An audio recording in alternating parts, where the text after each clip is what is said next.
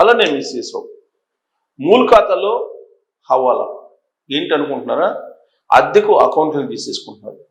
వాటి ద్వారా సైబర్ నేరగాళ్ళు తమ అమౌంట్ని ఆ ఖాతాలో వేసి అక్కడి నుంచి వాళ్ళ సొంత ఖాతాల్లోకి తీసుకెళ్ళిపోతున్నారు.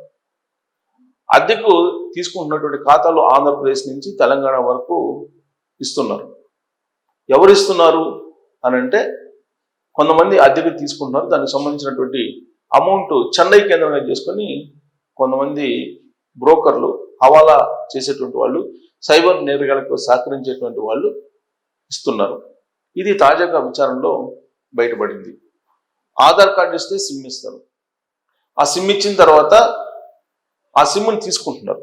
సిమ్ని తీసుకొని వాళ్ళు వెళ్ళిపోతున్నారు. దానికి సంబంధించి ప్రతి నెల ఎంతో కొంత అద్దె ఆ సిమ్ ఇచ్చినటువంటి వాళ్ళకి ఇస్తున్నారు.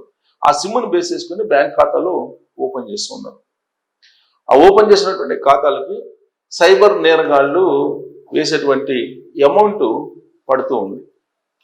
ఆ ఖాతాల నుంచి నేరుగా సైబర్ నేరగాళ్ళ ఖాతాల్లోకి వెళ్ళిపోతుంది. వాటిని మూల ఖాతాలు అంటారు.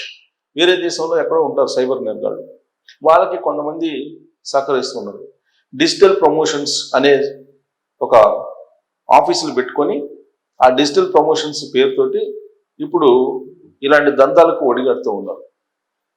కాబట్టి పోలీసుల విచారణలో ఈ సైబర్ నేరగాళ్ళకు సంబంధించినటువంటి ఇన్వెస్టిగేషన్లో తేలినటువంటి భయంకరమైనటువంటి అంశాలు ఏంటంటే, డిజిటల్ ప్లాట్ఫామ్స్ లేదా డిజిటల్ ఆఫీసుల్లో మూల ఖాతాల వ్యవహారం నడుస్తుంది. ఈ మూల ఖాతాలని ఎలా ఓపెన్ చేస్తారంటే, తెలిసినటువంటి వాళ్ళ దగ్గర నుంచి ఆధార్ కార్డుని తీసుకొని, సిమ్ కూడా తీసుకొని, ఆధార్ కార్డుని బేస్ చేసుకుని దాంతో అకౌంట్స్ని ఓపెన్ చేసి ఈ అకౌంట్లకి సైబర్ నేరగాళ్ళు అమౌంట్ పంపించి వాళ్ళ సొంత ఖాతాలకు వేసుకున్నటువంటి వ్యవహారం బయటపడింది. చెన్నై కేంద్రంగా చేసుకున్నట్టు కొంతమంది బ్రోకర్స్ ఆంధ్రప్రదేశ్ తెలంగాణలో ఉండేటువంటి కొంతమందిని ఇలా అద్దెకు సిమ్ములు తీసుకొని, అద్దెకు ఖాతాలను తీసుకొని, బ్యాంక్ ఖాతాలని ఈ విధంగా కొన్ని కోట్ల రూపాయలు కొల్లగొడుతూ ఉన్నారు. ఇది తాజాగా బయటపడిన అంశం. డిజిటల్ ప్లాట్ఫామ్స్ లేదా డిజిటల్ ప్రమోషన్స్ అంటూ పాల్పడుతున్నటువంటి ఈ చీటింగ్ వ్యవహారం మీద పోలీసులు ఇప్పుడు ప్రత్యేకమైనటువంటి నిఘాను పెట్టారు.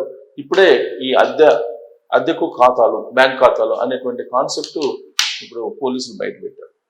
మరి ఇప్పుడు ఎవరు నమ్మాలి, ఎవరు నమ్మకూడదు? సైబర్ నేరగాళ్ళకి ఎవరు సహకరిస్తున్నారు?